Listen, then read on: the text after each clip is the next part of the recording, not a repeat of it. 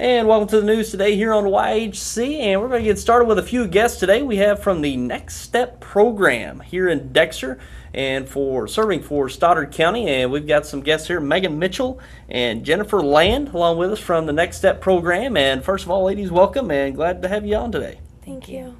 And the Next Step program, let's just talk about that. It's already ongoing and you're already doing things in the community. So just talk about the program and what it entails. It's a 12-month program that helps families get back on track. We bring them in, we help them with the just the simple things like maybe getting insurance or helping get them to doctors. Some of them haven't visited doctors. We help them get their appointments. We take them there. We make them feel safe and comfortable. When they come in, they don't have to worry about piles of paperwork. It's about, let's get you something to eat, let's get you someplace to sleep, and then we'll talk about what happened tomorrow. And just make them feel comfortable and let them be themselves, learn how to live the way they want to live, not as someone dictates to them and tells them they have to. And to let them know they're safe and they're secure. Okay. And how long has this program been around here locally? We started it in October of last year. Okay. So it's fairly new to the community, so probably a lot of people out there still not aware of it. Right. Okay. And what's the typical person that, kind of the typical person that would take advantage of your program? A family that's been affected by domestic violence in any way, shape, or form. It could be something that they've struggled with and they've left home, but they still can't manage to get themselves grounded, to get a job, or to get where they need to go. We will still help those families, even if it was 6 months ago that they made a decision to leave. If they're in immediate danger, we'll take the family in. We help them out. We provide them with legal services and things like that. We'll find them legal services. We have a lot of different people who have volunteered to help their services with any kind of legal issues that we may have, counseling. We've got bail bondsmen that will run to help our families if they need to be bailed out for something. Because some families become victims twice. Not only do they become a victim of domestic violence, then they wind up going to jail if they fight back. So we're there to help them take care of that so that they're not suffering and they're not having to go through that I'm a victim twice situation where it just makes them feel even worse than they started out. And we're not a normal shelter. We don't only take in women and children. If a man is abused, we will also bring him into our home and treat him just like we would anybody else. Violence and abuse doesn't just go to women and children. Everybody is affected. Okay. So I know you're here to talk about a new location that you're trying to acquire to house more families. So just talk about that effort. We have a 16,000 square foot building that we're trying to purchase. It will allow us to put in 2 to 3 bedroom apartments. So each family will have their own place to live. They'll have their own bedroom, they'll have their own bathroom, and we can put approximately 20 families in depending on the bedroom sizes of the apartments. But it allows them to start to learn how to make their own traditions, to live without violence, to learn to grow and to what works for them on a pace that's comfortable for them. Instead of just going, okay, here you got 30 days, figure it out, get a job, and go live on your own. Most families aren't ready for that. They need some additional, how am I going to budget? Some people don't even know how to grocery shop. So taking them grocery shopping and making meal plans and teaching them how to cook are big things that these families don't know. And if they don't have those skills, they're not going to thrive. So we help them with those things. We get them prepared so that when they are ready to leave and be on their own, they have all these skills that came with them. And we help them find jobs. Education if they need a GED or they need to go back to their kids are out of school and they need to go back to school, because we find a lot of kids have missed school and they're struggling because the children just couldn't stay in school because of moving around or violent situations. So we get these kids back in school. We give them confidence to go. We get through wonderful donations in the community we've had so far, clothing that matches everybody else's clothing, so they're not feeling like they're left out. They're wearing the same clothes everybody else is wearing, so they have that confidence to go in and know that they are just like everybody else. And we treat our families like they're our family, like these were our children or our brothers or our sisters, not like they're just somebody who came off the street and we're just being nice to them. We treat them like a family. Everything we do is all about them. We all discuss stuff. We have conversations. We talk about things they need. If they need something and we don't already have it, we find someone who can help with it. We help daycare. If they find a job finally. He'll We help will have a them. daycare center in our new housing facility for women or men that have kids. They can go ahead and get their jobs and not have to worry about, oh, where am I going to put my kids? I can't bring them to work with me, so I can't have a job.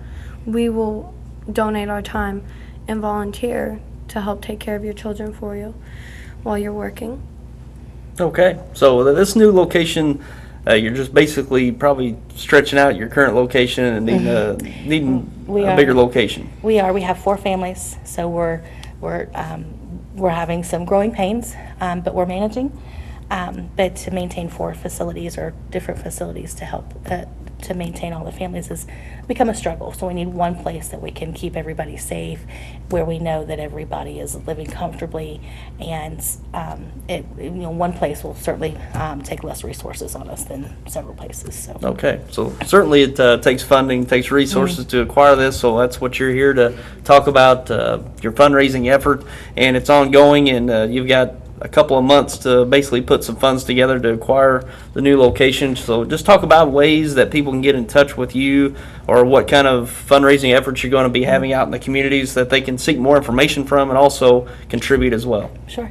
We're going to be at Town and Country next weekend, next Saturday, just out selling our shirts and our keychains, giving out flyers and information. We will be collecting donations from anybody who's willing to do the donations. We're there from 8 o'clock in the morning until 5 o'clock at night. And we have the Cowboy Up Rodeo that's coming up in Sykeston. That's on the 8th of August. We'll be there. Then we have the Puxico event, which is the weekend or the week after that. We're there for the whole week. Yeah, the homecoming, Puxico homecoming. Yes, the homecoming. We'll be doing the There's a Labor Day event that's coming up. The Butler County Fair. The Butler County Fair, the Stoddard County Fair, the St. Jude Car Show that's coming up in September.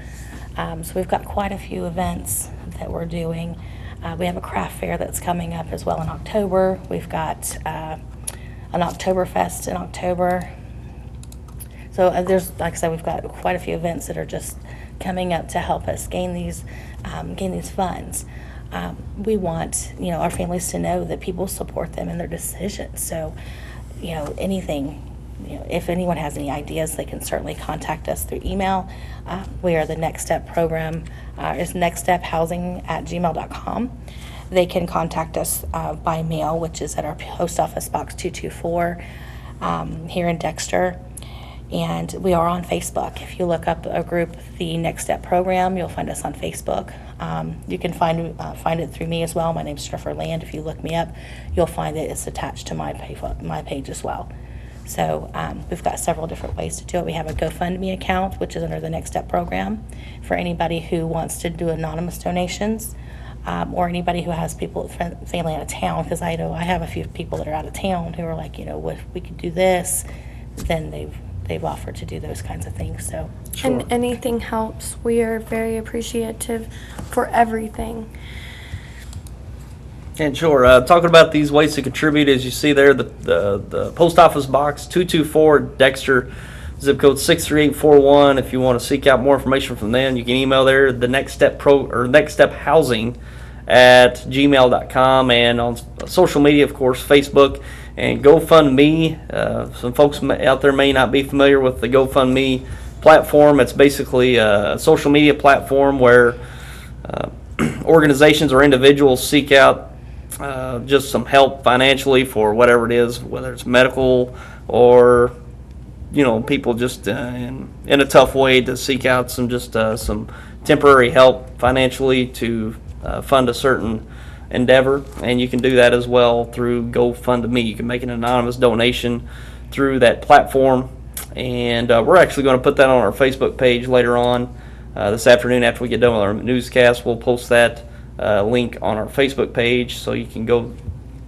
to that platform through our Facebook page. And of course, you can navigate the Facebook, the Next Step program, to contact them as well. So this is a pretty big endeavor y'all's undertaking. I know just a nonprofit and getting it off the ground, it can be very difficult, but just getting things rolling and having a goal and working towards that will certainly start to come together. So hopefully you all can fare well in your fundraising efforts and getting what you need to serve these families, because that's a very overlooked part of our society is domestic violence and the effects of it and how people live with domestic violence. It's very difficult. Well, we when we were doing our research to start our funding and to find out really how much Missouri was in need of a shelter here in town, we looked at lots of different stuff, the sheriff's pages and the local pages and things like that for police reports and stuff.